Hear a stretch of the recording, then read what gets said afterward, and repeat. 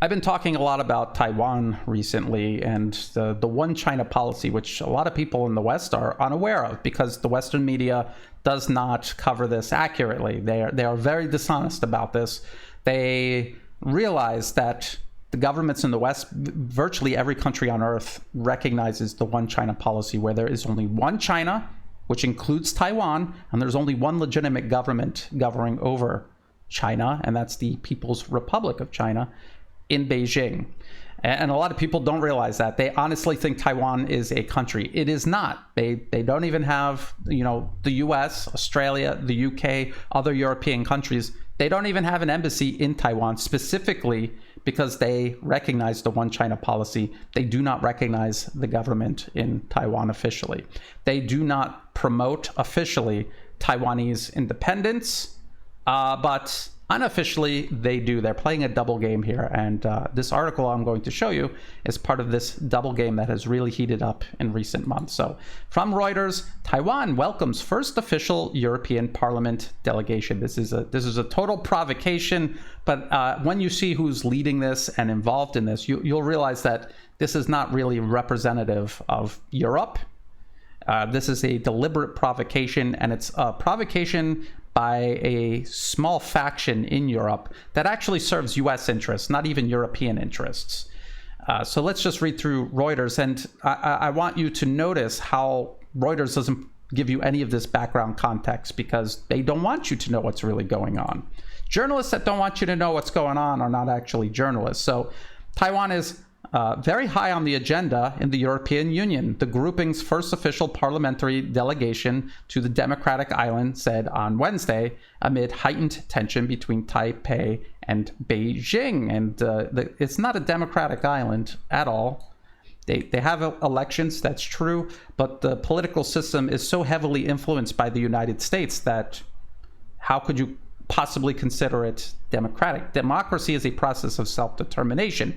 If, say, the current ruling party, the Democratic Progressive Party, DPP, if they are completely working with Washington on almost everything, with the current president, Tsai Ing-wen, having reported to the American Institute in Taiwan, which is what is holding the place of where an actual embassy would be, the AIT, she used to regularly report to them. So she was a up and coming star in the DPP, and she was regularly reporting inside information to American representatives in Taiwan. That does not sound like democracy or sovereignty or anything. That sounds like a proxy, a client regime that the US was incrementally trying to install into power. So Reuters isn't going to tell you any of that, but I will show you the evidence of all of that here in just a moment. So Taiwan, which China claims as its own territory and has not ruled out taking by force, does not have formal diplomatic ties with any European nations except the tiny Vatican City, but it is keen to deepen relations with members of the European Union. Taiwan, which China claims as its own territory, but none of these European countries have diplomatic ties, formal diplomatic ties with Taiwan. Why? Because Europe doesn't recognize Taiwan as its own territory. It recognizes it as part of China's territory. So they're acting like China's imagining that Taiwan belongs to them, when in reality, Europe, the United States, Australia, the rest of the world really recognizes Taiwan as part of China's territory. So the wording that Reuters is deliberately using tries to suggest that China is imagining that Taiwan is somehow part of China, when in fact, even Europe recognizes it as part of China. That's why they don't have any formal diplomatic ties with Taiwan. The truth is hidden in plain sight. Okay, so here's where we get to the heart of the matter. Our visit shows how Taiwan now is very high in the agenda in Brussels and in every member state. Not true, but he has to say that. And he is Raphael Glucksmann, a French member of the European Parliament. Okay, we in Europe are also confronted with interference from authoritarian regimes, and we came here to learn from you, added Glucksmann, who is leading the delegation. He described Taiwan as a laboratory and a hub for the fight against foreign interference and the preservation of democracy. Now, I just told you that Taiwan is definitely not a democracy. It is a client regime run out of Washington, D.C., and who is this Glucksmann? Who is this guy? Why is he talking about foreign interference so much? I'll show you why. Because here from the Parliament magazine, All Matters Regarding the EU, new special committee on foreign interference elects Raphael Glucksmann as chair. So he's supposed to be the expert on foreign interference targeting the European Union, when in fact he is an agent of foreign interference meddling inside of China's internal political affairs by doing this. And this isn't the first time he's done this in regards to China, and this isn't the first time he's been involved in foreign interference elsewhere. And in each case, it's not on behalf of the European Union, it's on behalf of Washington. But let's finish up with the Reuters article before we get too far into that. So somehow it's a laboratory and a hub for the fight against foreign interference. Well, that's true, but the foreign interference isn't from China. China can't interfere in itself. Taiwan is a front against foreign interference from the West, as it has been for decades. Some people could say longer than that. During the 3-day visit organized by a committee of the European Parliament on foreign interference in democratic processes, the ministry said the delegation would discuss threats such as disinformation and cyber attacks. The Taiwan's president, Tsai Ing-wen, said the government would share its experiences in tackling challenges such as foreign infiltration. What experience is she going to share with the European Union? The phone number to the CIA or to the National Endowment for Democracy? Because them countering influence from mainland China involves just taking money from Washington and doing whatever Washington says. And then the EU lawmakers' visit comes after Taiwan Foreign Minister Joseph Wu made a rare trip to Europe last month that angered Beijing, which warned the host countries against undermining relations with China. And again, I just told you that the European Union, all of Europe, the United States, Australia, the UK, they all recognize the one China policy officially. And so when they start treating Taiwan as some sort of separate country, they are undermining their own agreement they made with Beijing, and they are interfering in China's internal political affairs. Now, who's this Joseph Wu that I just talked about? He is the vice chairman, there he is, of the Taiwan Foundation for Democracy, which is directly connected to the National Endowment for Democracy. They do events together. There are people from the NED who work at the Taiwan Foundation for Democracy and vice versa. And so essentially it's just a beachhead for US political interference inside Chinese territory and specifically targeting Taiwan's political system. So when they say democracy in Taiwan, it isn't. It's being heavily influenced by Washington. There is money pouring into Taiwan to disfigure its political landscape. When the people in Taiwan think that they're drawing this conclusion that they want independence, that's not them coming to that conclusion on their own. That is the product of serious interference from the US in their political system and also across their media. And if you control someone's political system and their media, you can convince them of anything, including an agenda that is contradicting your own best interests. And that is exactly what they're doing in terms of independence for Taiwan.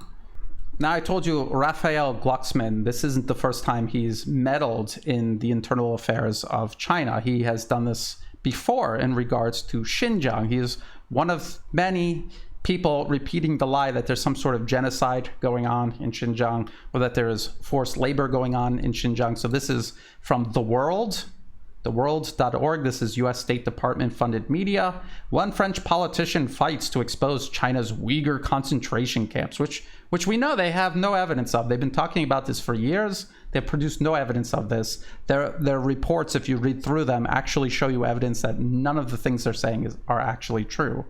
I just did a video on a 20-page report from Adrian Zenz about, forced labor in Xinjiang, and he himself presents evidence that suggests the exact opposite, that the laborers do have a choice to say no, and sometimes they do say no, and government officials are left with unfulfilled quotas. So again, show the evidence. They cannot. After years of accusing China of this, they have no evidence, not a shred of evidence. So anyway, Raphael Glucksmann is not your typical politician. He's, in fact, the French activist and journalist will be the first to tell you he kind of hates politics. You have 3 million people in concentration camps, he said. Just this word, concentration camps, should infuriate you, should mobilize you, and should prevent you from sleeping at night. And that's what they count on. By making these claims alone, this should upset you. And then they can skip ever providing evidence that this is so. And what is his source? ASPI, the Australian Strategic Policy Institute. And we have debunked ASPI over and over again, and also Adrian Zenz, and these two like to cite each other. It's a circular lie where they just self-reference each other and never produce actual evidence. And so that's his source. And then we'll just keep going down and we'll see who he's been working with in regards to Xinjiang. Here is Dilner Reyhan. Reyhan is the president of the European Uyghur Institute and has worked with Glucksmann on his campaign. And so who is this Dilner Reyhan? She's just another one of these separatists hiding behind human rights advocacy to push this political agenda that is fully sponsored by the West. Actually, this is her website right here. The Uyghur Institute, the European Uyghur Institute, and they're a little bit more careful than others funded by the US government. They really don't say who funds them. They don't really talk about East Turkestan versus Xinjiang. If you hear people talking about East Turkestan, that's a separatist. They're talking about Xinjiang and they're referring to it as East Turkestan because they want to carve off Xinjiang and turn it into their own little Islamic state called East Turkestan. But as careful as they are, they kind of give it away with their languages, these flags. Uyghur language is only an official language in China, to my knowledge. And here, they're using the East Turkestan flag. That's a separatist flag. That flag does not represent any real entity except maybe the East Turkestan Islamic Movement, a terrorist organization recognized as such by the UN Security Council. So that's who Raphael Glucksmann is working with in regards to China, a separatist. So he's supposed to be an expert on foreign interference and protecting Europe from foreign interference. But as you can see, he's a serial offender. All he does is interfere in other countries in their internal political affairs. So he was interfering inside China in regards to Xinjiang, and now he's interfering inside of China in regards to Taiwan. But it gets worse than that. I want to show you this from WikiLeaks, the Hillary Clinton email archive. This is from 2012, and this is about a meeting between the US State Department, the US government really, and the government of Georgia. And they talk about the representatives of the US, and then they talk about the representatives from Georgia. So here's the US participants, and here's the Georgian participants. And there is Raphael Glucksmann. He's advisor to the president of Georgia. So there's a French citizen serving as advisor to the president of Georgia. And if this was the other way around, if there were European leaders, heads of state, who had foreign advisors, this would be unacceptable. And to kind of prove my point, I want to show you this other article about French internal politics. France's vaccine contracts with McKinsey lead to questions for Macron. And why? Why is it leading to questions for Macron? Because the government is supposed to be sorting these things out on their own. They're not supposed to be depending on foreign advisors, especially from the private sector. Why have a country in the first place if you're going to have foreigners or the private sector deciding things for you? And so this was a controversy in France specifically because that's to the degree Europe is sensitive in regards to foreign interference. And yet here is Raphael Glucksmann serving as advisor to the president of Georgia. So interfering in Georgia regarding a government the US helped put into power, and now meddling in Xinjiang and Taiwan. So I hope you start to see a pattern developing here. Now, the one China policy, people are going to say, Brian, I don't believe that. I don't believe that Europe, the US, the UK, Australia, I don't believe you that they don't see Taiwan as an independent country. I don't believe they recognize the one China policy, because the way they're acting, they really do act as if Taiwan is an independent country. Well, I'm going to show you the evidence to suggest otherwise. This is from the South China Morning Post, and this is from earlier this year. EU defends plan to expand Taiwan relations without recognition of statehood. And if we go through this article, we're going to see them mention one China. So right here is a row that China has already had with the European Union. Beijing has accused Lithuania of breaching the EU's adherence to the diplomatic one China principle, a claim denied by both Brussels and Vilnius, and moved to punish Lithuania by halting freight trains from China and revoking certain export licenses for Lithuanian companies. So not only is China saying they're violating the one China policy, the EU and Lithuania both claim that they're not, because they are eager to prove that they are still upholding the one China policy. And what this story indicates is that, yes, Europe has a one China policy, and they're not supposed to interfere in that in regards to Taiwan. And they have been. Recently, they have been. And here's the U.S. State Department's official website, state.gov, the U.S. Department of State. U.S. relations with Taiwan. The United States and Taiwan enjoy a robust, unofficial relationship. The 1979 U.S. PRC joint communique switched diplomatic recognition from Taipei to Beijing. In the joint communique, the United States recognized the government of the People's Republic of China, which is in Beijing, as the sole legal government of China, acknowledging the Chinese position that there is but one China and Taiwan is part of China. And people will talk about strategic ambiguity, which is just another way of saying breaking your word, being unreliable, being dishonest. Really, that's what that means.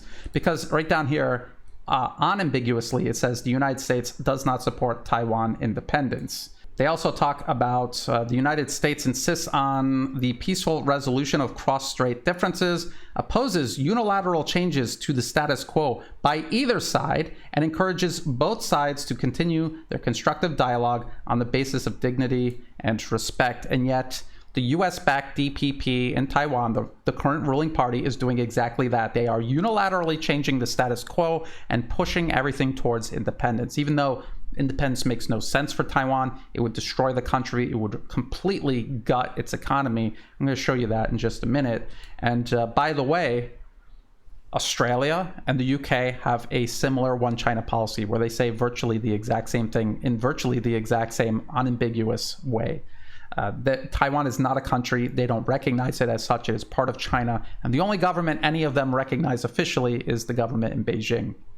Simple as that. Now, one last thing I want to show you, just to drive home how absurd the notion of independence is for Taiwan. I want you to look at, where did Taiwan export in 2019? This comes from Harvard University's Atlas of Economic Complexity. 31, almost 32% to mainland China, almost 12% to Hong Kong. And if you add this up together, it's obviously way bigger than all of these regions combined, North America, Europe, and everywhere else combined. And even if you wanted to throw in Japan, China is still Taiwan's by far largest export market. And so if they declared independence and cut ties with the mainland, what would happen to their economy? Does independence represent the best interests of the people of Taiwan? The answer is no. It only represents the best interests of one circle of interest, and that's in Washington, London, and certain circles of power in Brussels. And that's it. And there's even others in Europe who don't buy into any of this. and do not support this agenda. Raphael Glucksmann does not represent Europe. And so I thought it was important to point out this European delegation to Taiwan, how it's another deliberate provocation. It's another example of the West, who claims to be underwriting the international rules-based order, breaking their own rules blatantly and causing chaos because of it. I also wanted to point out, and I have to continuously do this over and over again, that all of these countries recognize the one China policy. They have for decades, and they're only backtracking on it now because it's politically convenient for them, not for Taiwan. Taiwan depends on its relationship with mainland China, and reunification is the only way it's going to prosper in the future. If they keep moving towards independence unilaterally in violation of the one China policy the US itself unambiguously is committed to, that is going to ruin life for everybody in Taiwan. Even if China does nothing, if they just cut economic ties with Taiwan, the country will gut itself. Just like Australia is doing right now to themselves, irrationally and solely in the interests of Washington, not anyone in Australia, and in terms of Taiwan, not in the interests of anyone in Taiwan, except maybe a handful of people in the DPP who kid themselves thinking that somehow they have a future by going down this path. If you thought this video was useful, please like and share it. Think about subscribing. It's free to do and it helps the channel grow. Check out the video description for all of these links that I just went over. Look through all of them and read through all of them. There's also ways in the video description where you can help support my work to everyone who has been, whether it's through Patreon month to month or one-time donations, or even if you're just sharing my work with others. I could not do this work without that support. So thank you very much for that. And as always, thank you for watching.